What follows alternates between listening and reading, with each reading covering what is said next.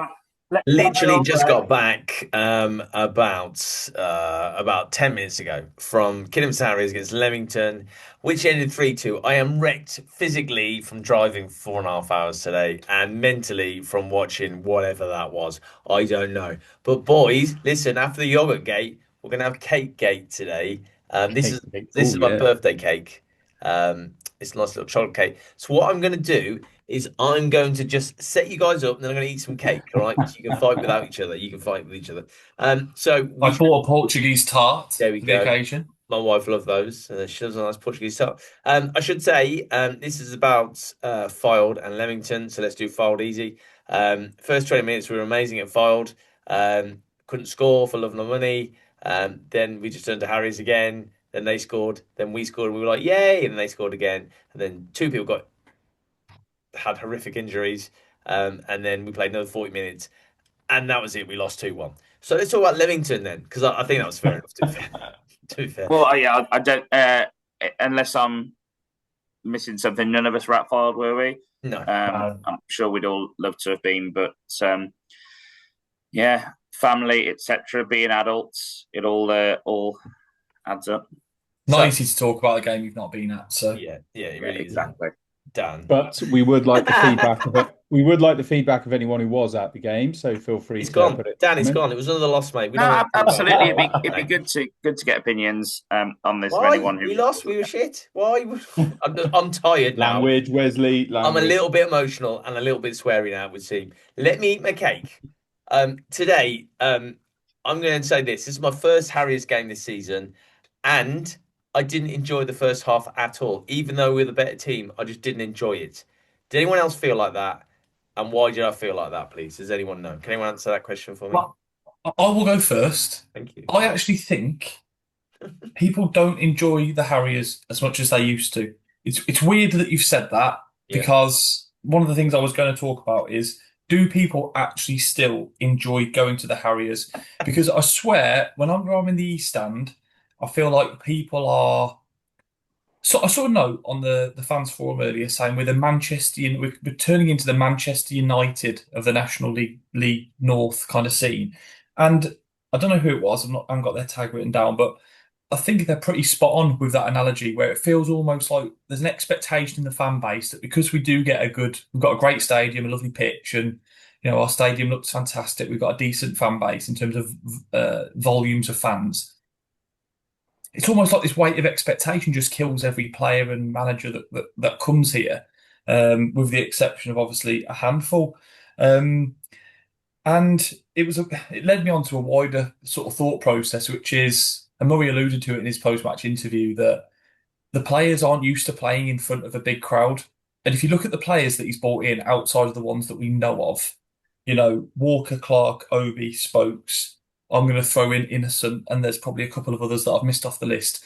They might have played for teams like Fylde, Bird, where there's an expectation internally, but not that external expectation from a wide fan base. And he mentioned it in his comment in his post match today. Maybe the players are feeling that they're not used to. They're playing in teams that are maybe expected to go and win, but not with a fan base that demands that and has that sort of weight of expectation. So yeah, I think people don't generally seem to be enjoying going to the Harriers as much as they used to, and I've felt that for a few years now. But people can obviously comment in the comments whether they still love it as much as they used to and still got that passion. But yeah, interesting that you made that point because yeah, the amount of even today, like first half, I just heard someone scream in the East Stand forward, and just all you hear. It's all I've heard for like 6, 7 seasons. It started with Eustace and just continues to rear its head. And look, I get it, but I think that's like a frustration of wanting the old days back. Yeah, of course. Of There course. you go. I've gone deep on a Sunday night. I think Uh, it's an Nick, Monday to interesting. start with. sorry, Dan, you go. Sorry, John. Yeah, I was just going to say it's an interesting point about the players not being used to playing in front of big crowds. As you were talking there, Nick, I just Googled average attendances and at Eastbourne Borough, and they're around 1,300 a week. So they're easily 1,000 a bit down on what we're seeing at the Harriers week in, week out. So there could And then well be Fylde, Dan. something Look at in that. Fylde. They're like Yeah. hundreds. Yeah, it's true. And like I hear what you're saying about the frustrations and the fact that I hate kind of comparing us to Manchester United. I really do hate that. But Don't do it. Don't do it. yeah, it's kind of a fair point with what you're saying. But my experience of it is there's frustration, there's heartache. It's supporting a football team. It's what it's all about, the ups and the downs and the Mm. roller coaster. And I have to say, I love going there. I was gutted I couldn't go there today. Don't tell the wife, but I was. I was genuinely disappointed that I never made the game today. And I feel like that every game. So I don't know. I mean, it could be worse. We could be Spurs. Do you know what? Let's not talk about Premier League teams anymore. Dan, if you wanted to be there, mate, I did the vlog today and I've loaded that. That is episode 20, with episode 21 today. I'll tell you why I felt a bit empty and stuff inside is because Phil wasn't on the touchline. I didn't think that would affect me as much as it did. But with Phil, you know what you're going to get. You're going to get a big northerner shouting and screaming and shouting at everyone. And although Murray does, but he's very high pitched, and sometimes I can't understand what he's saying or who he's shouting at. I mean, is that fair? I think it is quite fair, to be honest with you. But I want to, John. I know you're edging to get in, and I want to get you in. But on the way on the way down today, I listened to Kidderminster Harriers fans podcast. I've got to say, it's bloody good listen from the Jim Kellerman episode, which was number 13. But do you remember we did episode 14 where Nick came up with the idea of who's gonna be a top scorer, who's gonna win the league and that kind of thing, how we're Yes, gonna get yeah, on. yeah. And we all said who we think we'd do. And Dan said in his infinite wisdom, which he obviously forgot about, especially after the emergency podcast last week, Dan said, "Listen, guys, listen, I'm Dan. I've got a fan club, and I think we'll probably draw a couple of games. We'll probably maybe win a couple of games, but we'll definitely lose a couple of games." And I was just sat aghast in the car, like, what? So Dan, you knew this before it happened, but you forgot that you knew it. So what's going on, No, mate? I've Yeah. tried to preface everything I've said, and I know that last week through the comments there was a little bit of criticism of us for being a bit too negative. I think, I think we all feel a bit frustrated, but I am trying to make sure that, I've written a load of notes here, and every single note is ending with the words, "We're 4 games in. It's a brand new squad.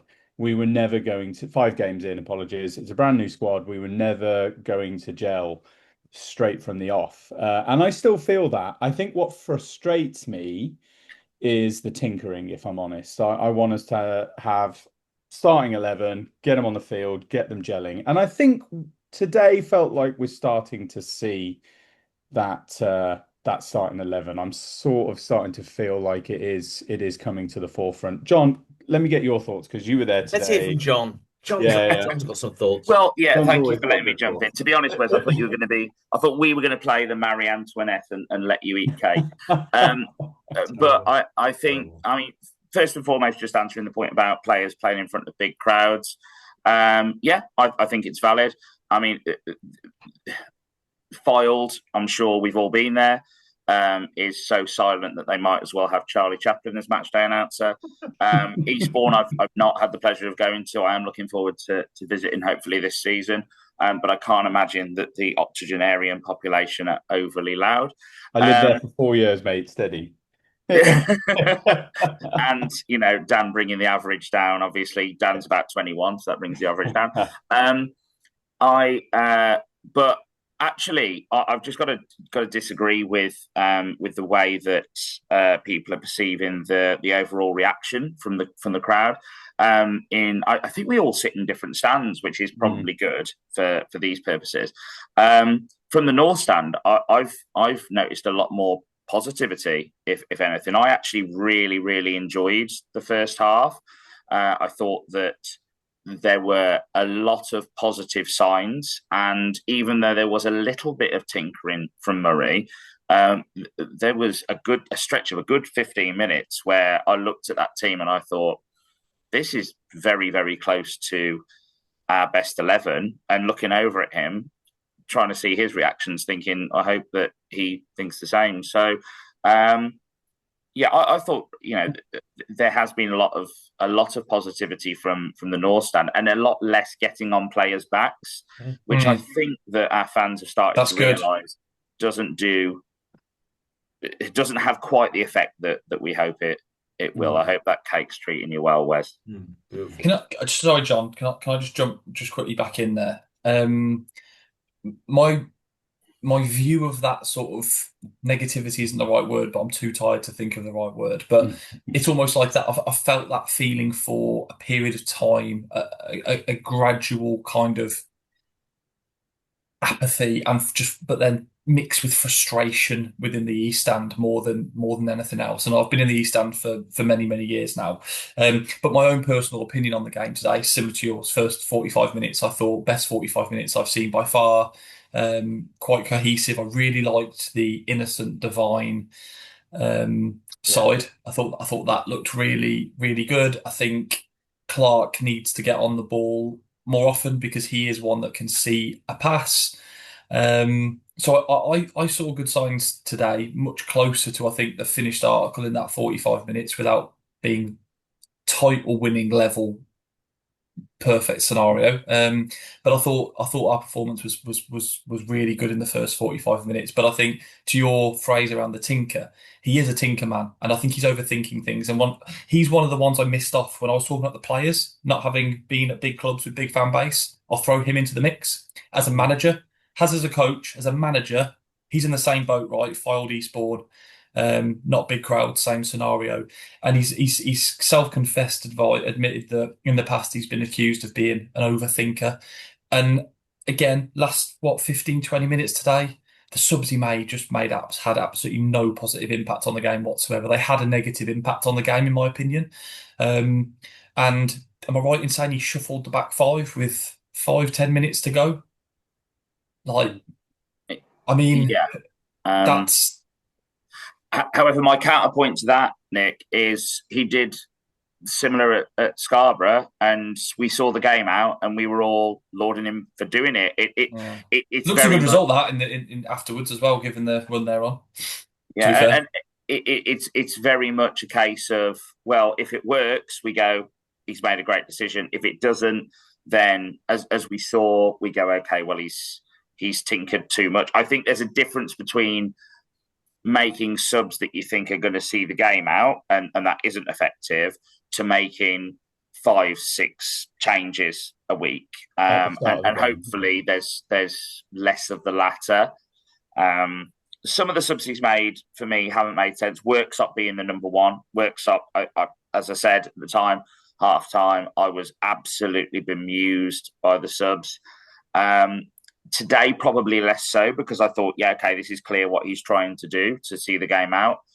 And I hope that as we've seen a reduction in the amount of tinkering, that he's starting to find his best 11. And as I said, I think what was on the pitch today when the game kicked off is pretty close to it. I think he gave quite a candid interview, not the last one, the one before. I think it was before the Filed game, and he admitted himself there are still positions I'm not sure who's playing in those positions yet. He said there were positions he's unsure about, and do you know what? I take my hat off to that because it's easy to be a manager and to not kind of open up to the fact that there are still question marks. 4 games in, 5 games in, there's going to be question marks. Yeah. I do feel that today we've started to see him get his head around who that starting 11 is. We may not agree with some of the positions that he's chosen as that starting 11, but I think to me it feels like there is starting to become a bit of solidity in the team from that starting 11. And then you wait, on Saturday, the game will come and there'll be like 7 changes and we're scratching our heads again. I'm going to say that this podcast would have been completely different if it had been 2-2. Just to put it out there. Absolutely would have been different.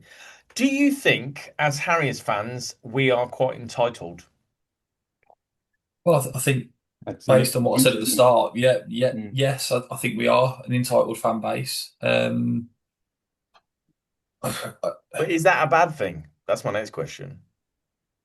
Well, I think if you look at other clubs in the past that have got, we've almost perceived them to have that. Luton in the National League, Stockport County, Salford, Filed themselves, and we disliked, well, I disliked all of those football clubs pretty much in terms of when Harriers played them. It gave me an extra desire for us to want to win the game. I think we've got an amazing fan base, right? Like there's some really brilliant people in the fan base. And I get it. We live in a world where things are immediate and our fan base has got a lot younger over since COVID and whatnot. And, it is a societal thing these days where people almost just expect to get what they want and get it quickly. And let's not forget we got what we wanted. And I think from my perspective, that's where my frustration, I think, sometimes is that we've got out of this league. And it feels like only us would then get ourselves back into it the very next season. Again, you look at the likes of a Brackley and a Scunthorpe this season, both in the top 10, Scunthorpe doing really well, Brackley doing really well. We're the only team, I think, in over a decade that went up and then came back down. And I think things like that have at times grinded my gears. But yeah, Yes. I think there's an element of that, of the entitlement through what we've got, the facilities that we've got.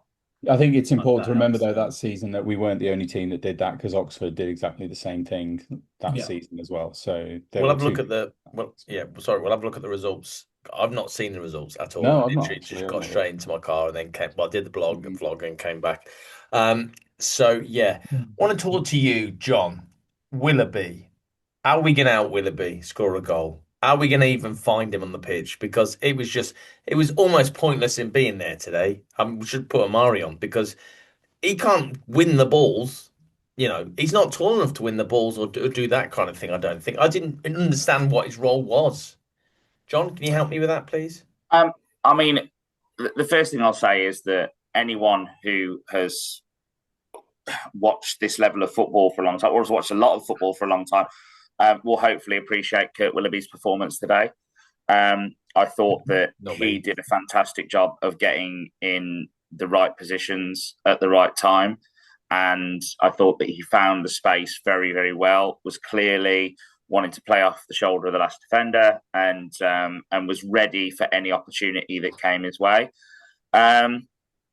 We all know that we set up to play most of this season with Dan Mooney and Jason Adigan finding Willoughby. And I think that without one of those pieces of the puzzle, we've really, really struggled.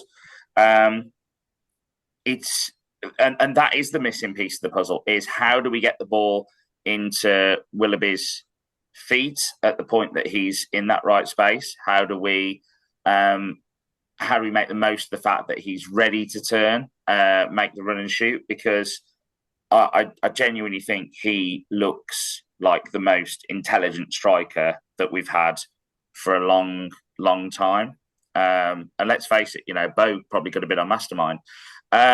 So, I think that it's a real shame that we're not able to utilise him in the way that we should be at the minute. And I agree that, other than maybe the pressure on the defender for the goal at the start, he wasn't effective today. But I still think he was showing everything that you would want to see from a striker at this level. And we've criticised... We've been criticised before for not having those strikers that can, find those opportunities, find that space, and I think he is the one, as Morpheus said. Can I jump in? I wonder if putting him as the centre forward front man right at the front is the wrong position for him, and he needs to be playing off of somebody. Whether that be Amari, whether that be, Silva. Does he need He's to out be for 2 more weeks. Sorry, Dan. I spoke to him. He said he's out for 2 weeks again. Another 2 weeks. He's overdone it, is what he said. He said, I'll be honest, I've overdone it. We've all been there. We've all been there. Overdone it in August.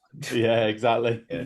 But I wonder if maybe that is the point. If you think about, having two people up front and you actually sort of drop Willoughby off and you allow somebody like Amari Morgan-Smith to be the target man, and Willoughby tries to play off of him. If that is the style of football, we're going to put the ball in the air over to the front, if that's what we're trying to do.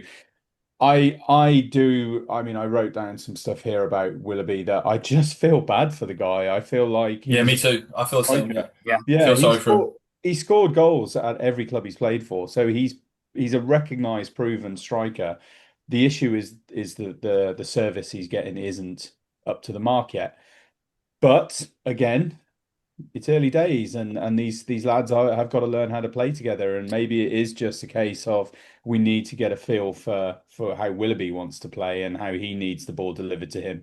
And when it clicks, he'll start scoring goals. It is just a case of it clicking. He had a chance in the second half, and it was Yeah. absolutely terrible. It was absolutely terrible. What he did was terrible. I can't remember much about it. It was just that bad. I just ignored it. But let's talk about, you love this, John, Seb Thompson. Seb Thompson scored the only goal that we scored at Fylde, and today he caused the defender to score an own goal. So did he get an assist there? He must do, surely, because he crossed it in. You don't get an assist for an own goal. Really? Oh, terrible. Seb Thompson, for me, first half, best player on the pitch. Second half, Jesus. I think that is. I mean, the guys are laughing like that's. Of course it is. Look, I'm not going to like call out any players because Seb Thompson worked really hard. He created the goal, like you said, but to sort of sit there eating a slice of chocolate and say he was the best player in that first 45 minutes. I don't know. I'll say he was in the top 22. Thanks, Joel. Thanks, Bob. I think one thing I wasn't going to talk much about Seb, to be honest, today. There's other bits I want to talk about, but he was. I watched him quite closely when he was closest to me on the east stand, and I noticed he sort of doesn't run to the ball. Like it's almost like he's like Folks had it a couple of times today where Folks has got it and he's gone to fizz a pass out, and maybe Folks hasn't caught it 100% spot on, but it's almost like he doesn't want to. He almost like fakes the fact he's trying to get to the ball. Like he delays it a little bit and then he goes and it's too late and then he doesn't have to feel the contact. I felt he was lightweight today. Yeah. That is one of his big problems. He's quite lightweight. He gets shoved off the ball by players of a similar size. He's not a skinny boy. He looks like a decent set, but when he goes up against a fullback who, let's face it, will also be a similar set size typically, they're not normally 6'2" or 6'3" centre halves, and I just thought he got a bit bullied out of the game and didn't always show kind of that true potential. I really thought Xander was unlucky not to get on to replace him after 55, 60 minutes, if I'm honest with you. Yeah, no. Because I think he's a more polished version of Seb Thompson. I mean, sorry, John. I was just going to say that listening to it on Hereford and Worcester, and kudos to the guys on Hereford and Worcester, they did a great job today. It felt like a lot of the play was going through Seb Thompson. It felt to me like they were actively seeking him out on that right wing. And I don't know. I mean, I think Adam Murray's got a lot of faith in him. He speaks very highly of him, and I do wonder if he is a big part of Adam Murray's plans. Personally, going back to the game I saw at Oxford, home at Oxford, I just felt that there was a lot of misplaced passes from Seb. There was a lot of poor touches. The ball would get away from him, and Adam Murray has obviously seen these lads on a day-to-day basis, and he may well be seeing something that we don't, and he's thinking that once Seb's confidence goes up, we'll see a different player. Personally, I think I would like to see, and again, I'm not trying to be the manager, but I would like to see Xander in that position. If we haven't got Mooney, I want to see Xander sort of kind of pushing up that right-hand side. That's my opinion. How many goals have we scored this season? Yeah. No, I'm just wondering, how many have we scored? Let me do some quick math. 5 then. 5, 6, 7 goals. We scored 7 goals, and how many have been scored by an attacking force in the team? Yeah. Well, I keep saying that on the text messages, and I thank God our defenders are strikers. No, but the point is that Seb is an attacking force in the team, and Seb scored a goal. And he's an attacker. Okay, right. So first of all, I will say, and I'm not going to go on a big rant. First of all, I will say that I do not want one single Kidderminster Harriers player to do badly. I know I never want someone to do badly just so I can say I've told you so. Are you going to say but? I'm not going to say but. I'm really impressed. I'm really impressed by the way that Adam Murray is showing confidence and hopefully instilling confidence in those players. And I hope that I hope that Seb Thompson has the ability that confidence will enhance. However, today I thought, as I think most people around me did, and I think others did, that unfortunately Seb was one of the worst players on the pitch. He consistently ran the ball out of play, consistently misplaced passes. The couple of occasions he got caught in possession, he got really frustrated and gave away a really, really silly foul, which was, I think it was the first half. He gave away a silly foul when he got caught in possession, and then second half, similarly, when a player was running the ball out of play themselves, pushed him from behind, didn't he? Went on them. And I would love to see his performance go up a few notches. Right now, I think from what I've seen of both of them, Xander Saziba is streets ahead, a lot faster. Which I know people won't agree, but he lost with the ball. Because there are Yeah. two different types of paces as well. There's without the ball pace and there's with the ball pace. So whereas you say that you can run 100 meters in 10 seconds, which I'm sure we can, it's different running 100 meters flat than it is on a football field. With or without the ball, in my opinion, especially when you've got other players trying to stop you from doing 100 meters in 10 seconds. I also think it's worth noting two things just that have come to mind. 91st, 92nd minute, he's got the ball far right hand side, going what you would think at 2-1 when we're desperate for 3 points. He'd go into the corner, plays a horrendous pass across the box, which we actually concede from. So that's naivety, either from Adam to have not sort of factored in that at some point we might have to have a bit of game management. That would never have happened last season. Would have been dark. Would have been dark arts for the entire 6 minutes. I missed But yeah, so that was one thing. The second thing I want to mention, and I am the same. He looks a player, and in terms of just his physique, how some of his attributes, and I really hope he shows that, like John said. But he was on loan at Rushall Olympic last season, so Phil Brown may have had some personal issues with him. Who knows? Because it did seem strange after one of his best performances at Sutton at home. I thought he was fantastic that day. We never saw him again, and he did score a few goals for Rushall, to be fair. But he was on loan at Rushall, and now he's starting in our team. So I guess read into that what you will in terms of how we strengthened the squad based on that. Well, yeah, and Murray's already said that he likes to, with the youngsters, he likes to improve them and that kind of thing. Yeah. But we've got lots of young players in that team that could be good. Yep, maybe we'll make some money from it. Guys, can we please talk about the league today? Is that okay? Alfred 2, Marine 0, Bedford Town 1. They were winning against South Shields 1-0, but it ended 2-1. Did Blackett score? No, he didn't. Buxton 2, Curzon 3. Curzon sending off. Who was the sending off? Jack Stafford. Anyone know him? Is he any good? Don't know. I'm not done my due diligence on Curzon yet. Then we had Chester 2, Oxford City 1, another red card. Then Chorley 4, Kings Lynn 0. Now, that's 4 red cards in 3 games. That's a lot of red cards. Darlington 2-2 with Telford. Harriers 3, Leamington 2. What money did we... Was it 97? Yes, 97. Peterborough Sport 0, Worksop Town 1. Now, how big are those 3 points going to be at the end of the season for Worksop, do you reckon? Big win. Yeah, big win. Radcliffe 1, Hereford 0. Hereford cannot buy a win. Have they got any points? Come on, son, come on. Southport 2, File 3. Another red card in that game for a File player.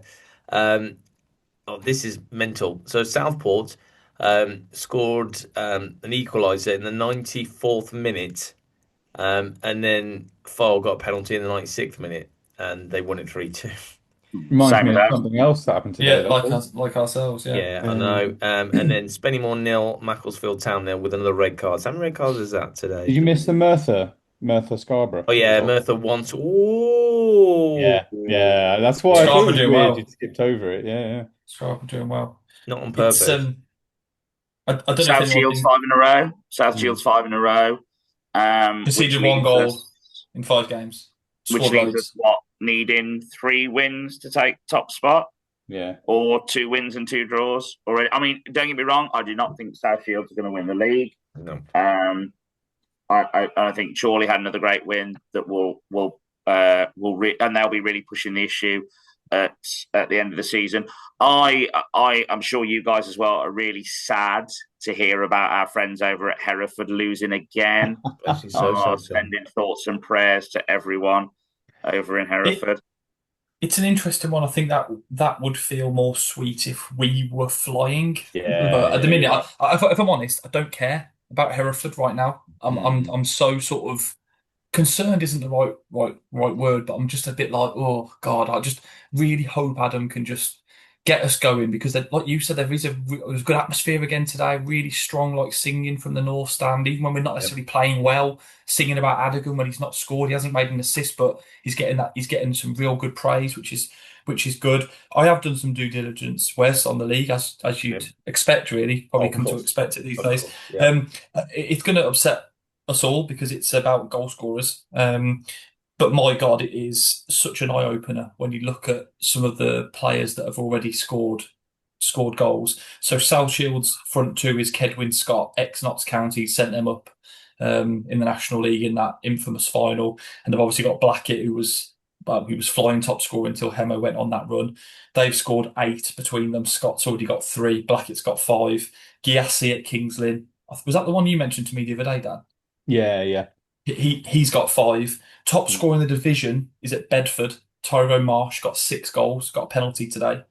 My boy Ricardo is on 5 or 6 goals. They've also got a player called Smalley. He's on 3. Glenn Taylor doing it again with 3 goals. Danny Ormerod, who I rate at Fylde, he scored 2 again today. I think he's on 3. Yeah, rate him massively. Their midfielder that they've signed, Danny Mayer, ex Plymouth Argyle, 200 plus appearances in the Football League. He scored 4 from midfield. Sampson at Chorley, he's on 4 or 5. Stenson at Telford on 3. Even Hereford have got Campbell on 3. And Scarborough's Stephen Walker has got 5 league goals. So I think, there are players at this level that can score goals in teams that maybe aren't creating hundreds and thousands of opportunities.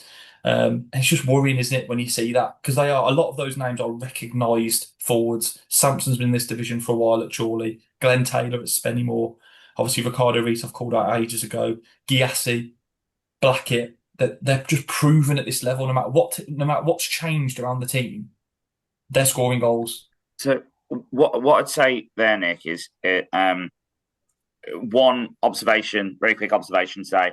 Adigan, Clark, I think they're really good on the ball. They're good players. Where I think the difference comes is between National League South and National League North. I think National League South is not as physical or as pressured a league. I think it's probably a bit more technical. I think players are used to having a bit more time on the ball. And it might sound silly being exactly the same level, but I get that. That is the perception of that league, yeah. Yeah, having watched a few games from the South last season, I think that, those players are used to having a bit more time to put their foot on the ball, pick a pass, put their foot on the ball, and then make a run from there. And they're not used to then receiving a pass, looking up, and someone being right in their face. And they've got to get used to that. Their decision making's got to get quicker, and their ability to pick a pass has got to get quicker, which it needs to be in this league, because there's some big, horrible, can't swear, but there's some big, horrible players in this league who will get right in their face, and they need to get used to that. And I think that hopefully players like Jordan Tunnicliffe, who I thought was incredible today, and should not be out of the starting 11. Please, agreed. Adam Murray, if Adam Murray's listened to this or anyone can get anything back to him, Tunnicliffe freed up so much of that backline to move forward today. He was fantastic. So please, let's see him starting as often as possible. I think he is used to getting that pressure, and players like that, whether they're captain or not, should be leading those South players to be able to deal with stuff like that. When I saw the team, when I saw the team today, and I saw Tunnicliffe was in there and Jack Clark was in there, I was like, that's fine, because that To me, that just seems settled. Yeah. Right, we've got 2 minutes left, guys. I just want to tell you, I'm going to flip it on its head now. We're 1 point off the playoffs. It's just way too soon, and There's league tables don't matter. Of course it is. Of course there's it don't. Phil didn't look at them until December, apparently, so that was nice. Any of the business, you've got 20 seconds each. My any of the business is congratulations to Adam J. Matthews, who got his prize for winning Guess the Attendance last season. Well done. Well done, Adam. Excellent. He did it, and it's second time as well. He's the GOAT, to be You're fair. good at that, isn't he? You're He good at really that. is. Right, Yeah. 1 minute 30. Nick, you got I've 20 got it. seconds. 20 seconds. Captain's armband. Can we stop banding it around willy-nilly? Either pick a captain and give it to them.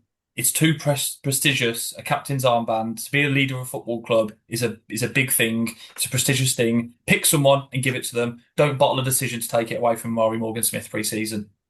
I said this last time, and John, you said something to me about it. Oh no, it was about putting people on the pitch, and yeah. Anyway, 20 seconds, John. Go. You got any other business?